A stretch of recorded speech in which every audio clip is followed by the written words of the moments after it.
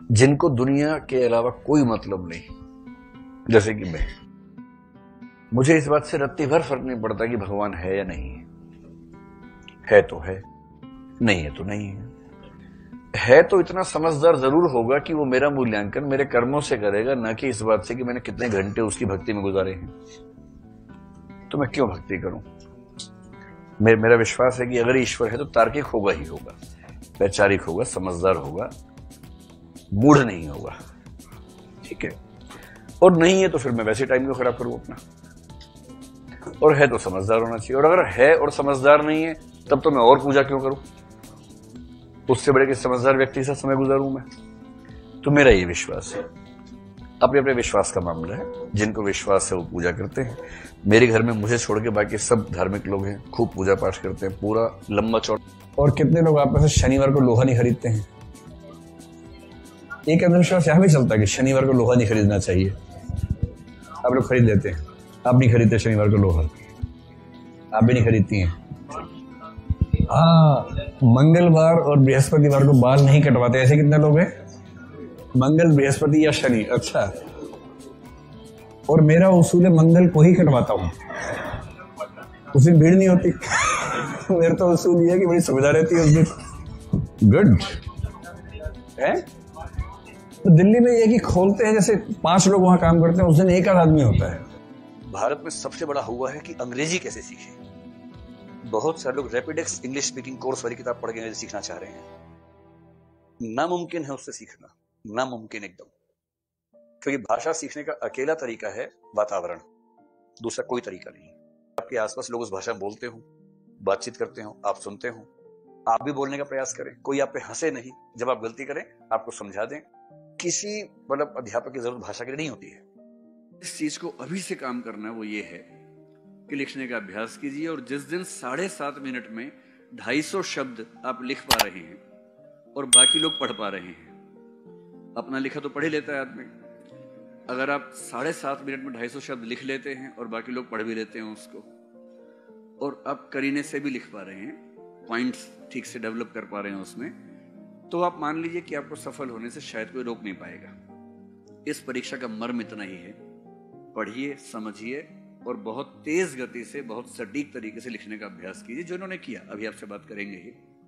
IAS बनना बहुत आसान काम है, मैं आपको बता रहा हूं, मुश्किल नहीं है एकदम। मुश्किल केवल इसलिए कि बहुत लोग बनना चाह रहे हैं, इसलिए मुश्किल है। अगर कोई ये कहे कि आईएएस बनना अपने आप में बहुत मुश्किल काम है, जैसे माउंट एवरेस्ट चढ़ना, ऐसा कुछ नहीं है, आसान काम है। अगर स्ट्रेटेजी ठीक हो, मेहनत आपको ठीक से करनी आती हो, तो आसान काम है, मुश्किल काम नहीं।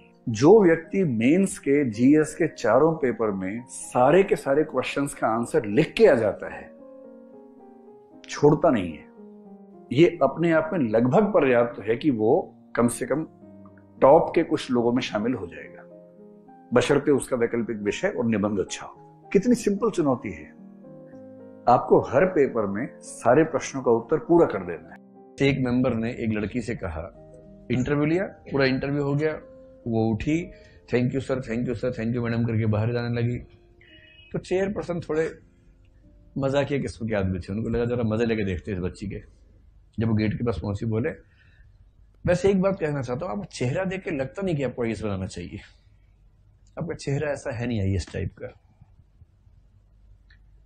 तो लड़की बोली कि सर अब जैसा भी है स्वाभाविक है, और चेहरा तो कईयों का नहीं होता है। ये कह के निकल गई। भाव ये था कि आपका कौन सा है, और वो कहते कि आईएएस बन भी गई। तो क्या होता है ना, प्रेजेंस ऑफ माइंड अभी एक ऐसी है, और उस समय बिना विनम्रता की सीमाओं को लांघे आप अपने मन की बात कह दें ठीक तरीके से, यही एकाध उत्तर इंटरव्यू में सारे पाप धो देता है, सारे पाप।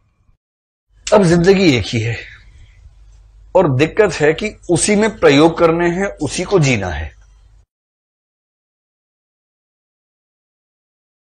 अस्तित्ववाद कहता है कि अपने जीवन के फैसले खुद करो। आप जो भी फैसला करेंगे उसके हिसाब से आपकी जिंदगी प्रभावित होकर रहेगी, और अच्छा खासा असर पड़ जाएगा। और जब आप प्रयोग करेंगे यानी कि निर्णय करेंगे, तो हर निर्णय में गलत होने का खतरा तो है ही। निर्णय गलत सिर्फ इसलिए नहीं होता कि हमारा निर्णय करने का जो स्टेमिना है या क्षमता है वो कम है। कई बार सूचनाएं कम होती हैं, कई बार परिस्थितियां ऐसी होती हैं कि वो फैसला करना पड़ जाता है। और हमारे जीवन के बहुत सारे निर्णय ऐसे होते हैं जो गलत होते हैं। थोड़ा बहुत गलत तो हर निर्णय है, कुछ ज्यादा गलत हो जाते हैं। गलत भी है और उनका जिंदगी पर बहुत गहरा प्रभाव भी है। एक निर्णय गलत हो गया, उसका प्रभाव इतना